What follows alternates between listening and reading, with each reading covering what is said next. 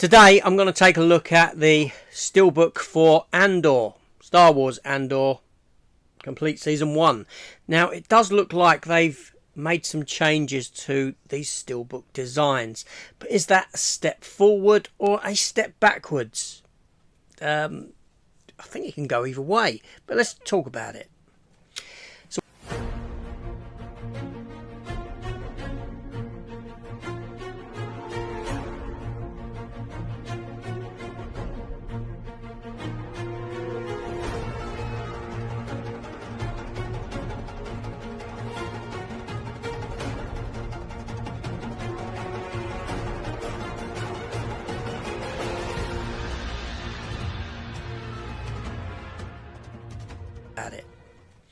So welcome back to the channel, everyone, and welcome to the opening of ANDOR. Yes, Star Wars ANDOR. Now this came out earlier this week, Monday. I think for me this came through on Saturday. I know I'm a bit late to opening it, a bit late to the party. I've had so much going on, I just didn't get around to it. But here I am now. I thought I would take a look, have a look at the quality of the package, and talk about a little bit about the show afterwards. And why not? So let's get this one open first of all, and let's take a look at the design and the artwork on it and tell you my thoughts. Okay, so here we have the Steelbook, 4K Blu-ray, includes art cards.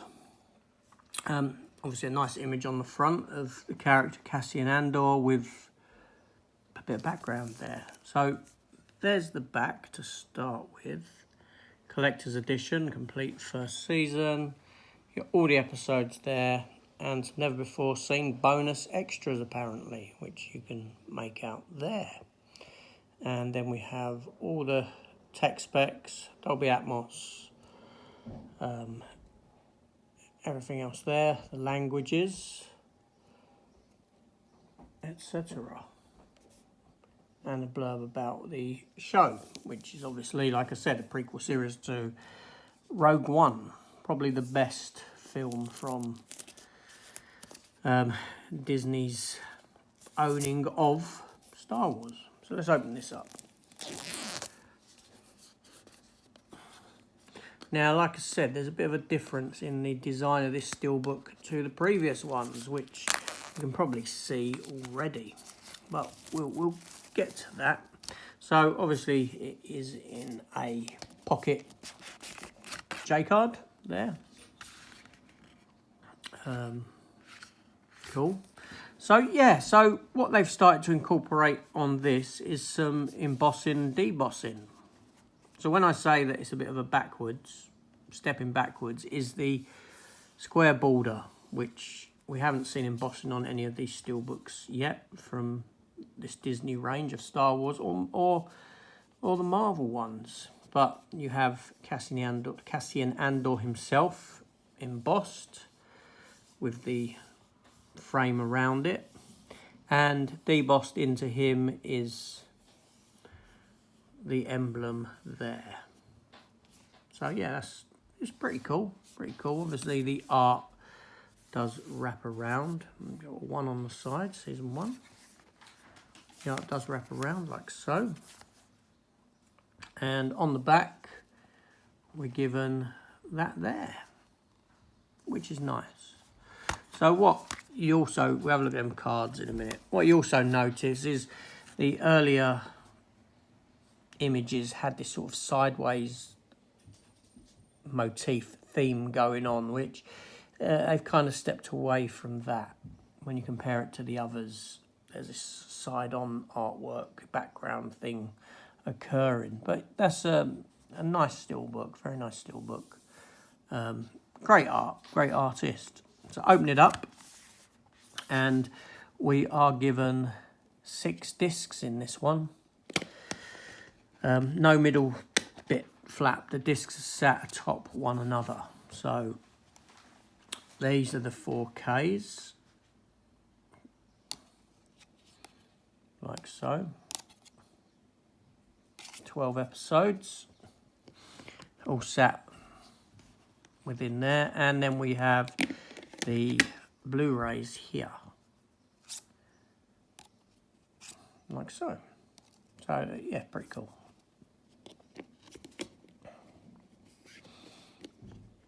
So I'll get them back in.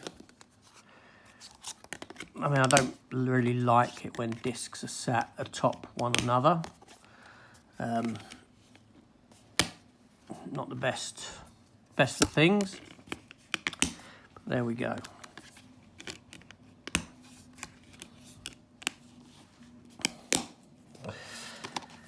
And yeah, so with the art cards that come within, again, 3 art cards. That's art card number 1. There's nothing on the back of them. Number 2. Number 3 there.